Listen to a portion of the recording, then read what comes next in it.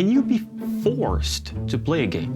If you're forced to play a game, are you really playing it? Alice in Borderlands, Solo Leveling, Squid Games, there are tons of stories where the characters are forced to play a game. I guess most of us would say that, of course you can be forced to play a game. But what does it mean to play a game? A good definition is in this book, The Grasshopper by Bernard Suits. It's a really nice book. It's in the form of a dialogue, and you don't really see dialogues very frequently in philosophy these days. And there are some really nice illustrations as well in the book. It's a really good book, and it is the classic for philosophy of games. In this book, Bernard Suits, the author, he defines playing a game as the voluntary attempt to overcome unnecessary obstacles. Think of golf. In golf, the goal is to put a ball in a cup. The easiest way would be to use your hand and just put it there, but what with the fun, right? There's no fun in doing that. So we put some obstacles. You need to use a bat, you need to have some distance, and Suits thinks that this applies to all games. Think of football. You cannot use your hands unless you're the goalkeeper or if you're Maradona. Suits argues that we accept these rules, like not using the hands to touch the ball, precisely because they make the activity possible. There's no football without the rules of football. Without the rules, a piece of chess is just a miniature, it's just a piece. A piece in chess, like the king, is only the king when there are the rules of chess. That is quite a good definition of what playing a game means, because most games, at least, they are just a bunch of rules. And they just add unnecessary obstacles towards achieving something.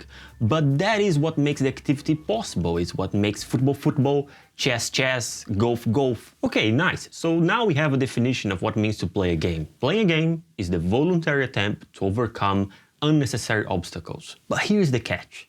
Notice the word voluntary.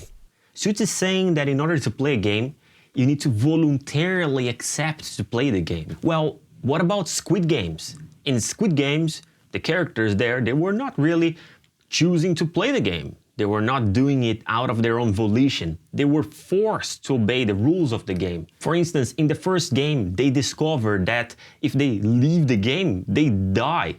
And they didn't know that. If they knew, maybe they wouldn't have taken part in the game. The point is that it's not voluntary.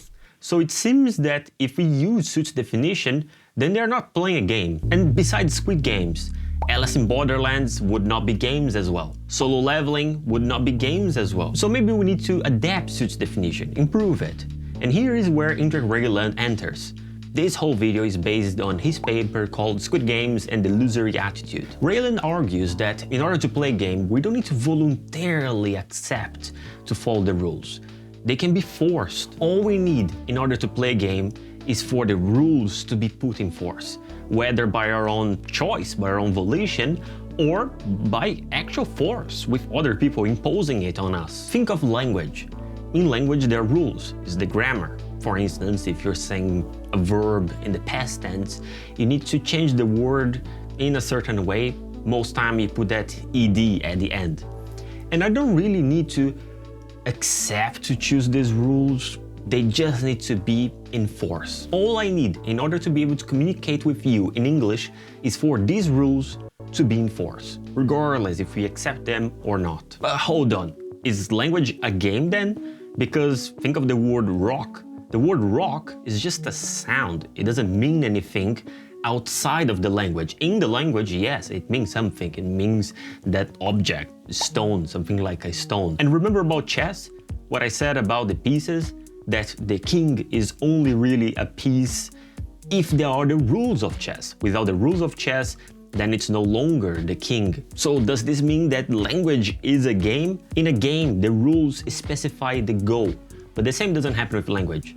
But I don't know. Wittgenstein thought that language is really a game. But that's quite a rabbit hole. So let's return to Rageland's paper. The good thing from Rageland's work is that we can keep the spirit of Suits' definition. Games are about rules. So we need to have these rules in force. We don't need to voluntarily accept them. The rules of the game, they exert a force on us. They shape our agency, right? So they just need to be enforced. They just need to be applied to us in order for us to play that game. So the goal of chess, which is to capture the king of your adversary, it's only possible if there are the rules of chess. But as long as we have those rules, we have the game. So in Squid Games, people are being forced to play the game, but the rules are there, the goals is specified by the rules, so it is a game. Now I have something that will blow your mind. If Raylan is right, this means that exams are games. Think of a classic school exam. X squared minus 16 equals 0. Find the value of x. Now, you are a kid in school, so you're not allowed to use a calculator. With a calculator, you could find the value very easily, right? But you can't.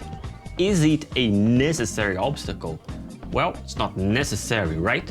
And without the rules, like don't use a calculator, you cannot really have the goal. What is the goal? To get a high score. Doing school exams is basically the attempt to overcome unnecessary obstacles.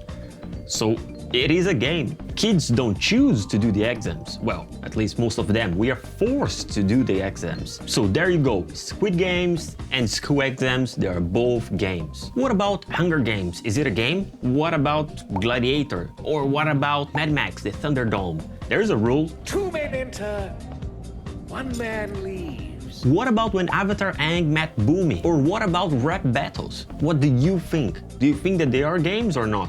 What about school exams? Do you think that the definition is stretching too far? And no, school exams should not be counted as games? Why not? This video was done together with Indrek Rayland. I have added a link to his paper. It's quite short, it is quite good. And thank you very much for watching. If you enjoyed this video, you might enjoy this other one, where I interviewed Mark Rage, where he presents his own theory about what it means to play a game. Thank you very much and have a great day.